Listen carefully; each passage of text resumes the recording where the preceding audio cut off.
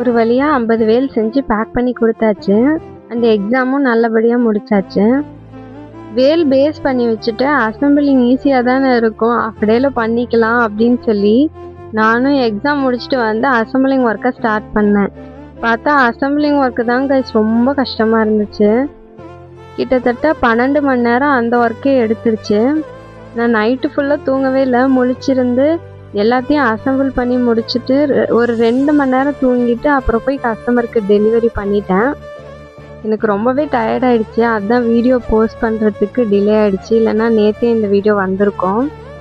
ஆனால் இந்த hard work எல்லாமே ஒர்த்து தான். கஸ்டமர் பார்த்திங்கன்னா ஒரு கராத்தே மாஸ்டர், அவங்களோட ஸ்டூடெண்ட்ஸுக்கு 50 வேல் செஞ்சு அவங்க எல்லாருக்கும் கொடுக்கறதுக்காக தான் கேட்டிருந்தாரு. என் ஒர்க்கு ரொம்ப பிடிச்சிருந்தவங்களுக்கு அவங்க ரொம்ப சாட்டிஸ்ஃபைடாக ஃபீல் பண்ணாங்க.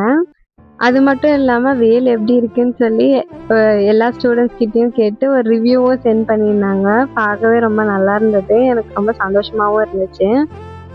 அதை நீங்களே பாருங்களேன். கொடுத்துருக்காங்க ஃபர்ஸ்ட் டைமாக கராத்தே கிளாஸ் மாணவர்களுக்காக முதல் டைமா வேல் செஞ்சு. Super super. இது வெறும் உள்ளன்ல வச்சு கையால பண்ணது, ஹேண்ட்மேட். ஆமா ஆமா, செமையா இருக்கு சார். வாழ்த்துக்கள் சார். பாப்பாக்கு வாழ்த்துக்கள். ஓகே, அவங்களுக்கு ஒரு தேங்க்ஸ் சொல்லிடுங்க. இது மட்டும் இல்லை, நமக்கு இன்னொரு குட் நியூஸும் இருக்குது. நம்ம லோகோவை பிரிண்ட் பண்ணிட்டு வந்தாச்சு, அதுவும் ரொம்ப அழகாகவே வந்திருக்கு பாருங்கள். ஓகே காய்ஸ், பாய்.